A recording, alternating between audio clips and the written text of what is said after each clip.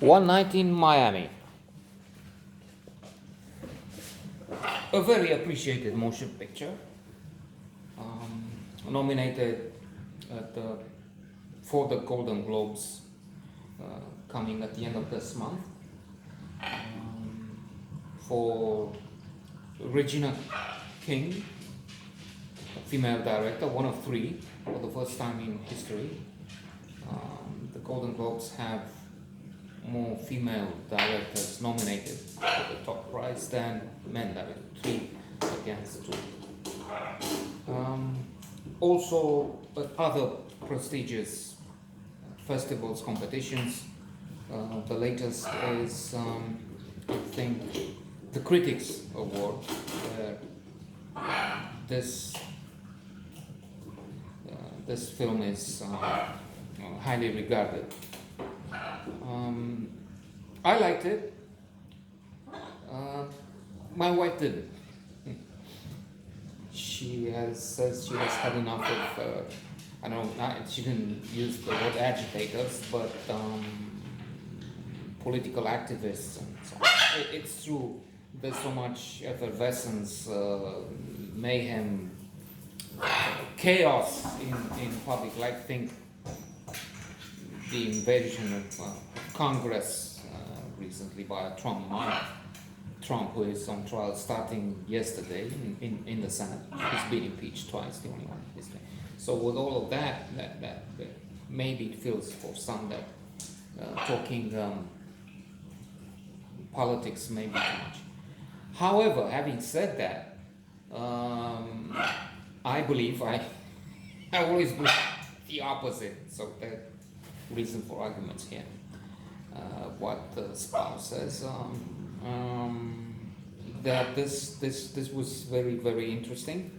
The discussion, the issue of human rights, in particular civil rights of the minority African American people, because this fiction, it's fiction. It didn't happen, but this fiction is set in a period where Black Americans still had to fight for equality. Not that the problem is solved. It's still, now with the pandemic, many more lose jobs, lose lives, are affected. The poorer are more affected. The richer become richer. Elon Musk and others. And most would be minorities, in particular the African American community is affected now. So here we have Cassius Clay, soon to become Muhammad Ali, Malcolm X, two very well-known figures, and two I know less of, but that doesn't mean, I'm talking from this small country so far away from America. Sam Cooke, a spectacular singer, apparently very successful, and Jim Brown, top star in NFL, in the American, tremendous success in the American football of the time. And they try and meet and see how they can help their brothers, the African American community. And at the same time, it's not just that. That would be, I wouldn't say boring, but it would be too exclusivist and too more of maybe a documentary on history or what would happen in fiction. I don't know. But as it is, it has many levels. It has changed it. It has comedy. Cassius Clay, of course, was famous for "I'm the greatest" with such a beautiful face. How come I don't? It's not a quote. I'm just saying. I'm not in the movies. So Malcolm X is trying to convert them to Islam, but at the same time he has a problem with Elijah. What was the name? They had a leader of that Nation of Islam, the outfit where the leader was corrupt. There's mentioning that there. Hey, he lives in lavish premises and luxury, and more than that, apparently some more corruption, if I have it right, because I would say for in what has to do with Malcolm X, it's much better to see for Malcolm X, for him, the one where Denzel Washington is accelerating, stupendous. And Malcolm X comes out as a different figure, much more impetuous, aggressive, yes. And here I wasn't Kingsley Ben Adir. I didn't think he does a good job, but I may be very wrong because I have this image, maybe false, so that's exactly the point, of Malcolm X as Denzel Washington, as the fighter, the Cassius Clay of politics, if you will. Nothing would stop him. At times militant beyond, maybe beyond common sense, because he was advocate. He was.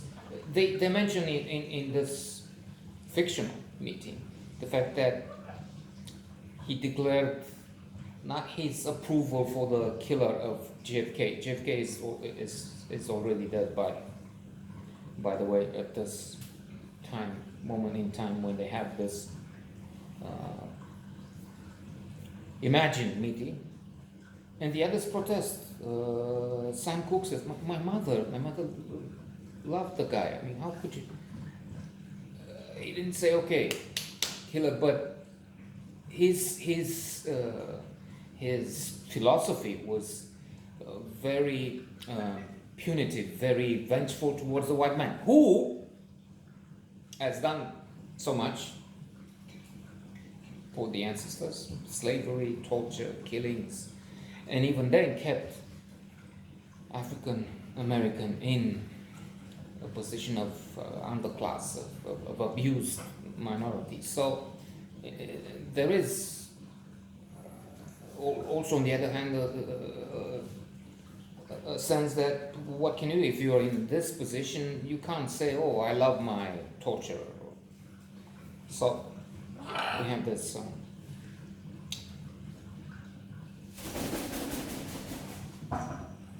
Leslie Odom Jr. is excellent as Sam Cooke. Sam Cooke, who has, by the way, a different approach, condemned to some extent by Malcolm X.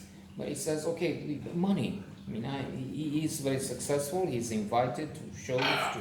He's a wonderful performer. And there is a moment wherein he's sabotaged, but manages to get the audience to be with him, and he sings without a band, without microphones, because he was sabotaged. And with them clapping and him singing, he has control of the audience. And talks of the fact that he wrote a song which was then required by the Rolling Stones.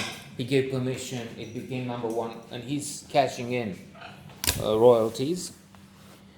Leslie Odom Jr. nominated for a Golden Globe, Best Actor in a Supporting Role.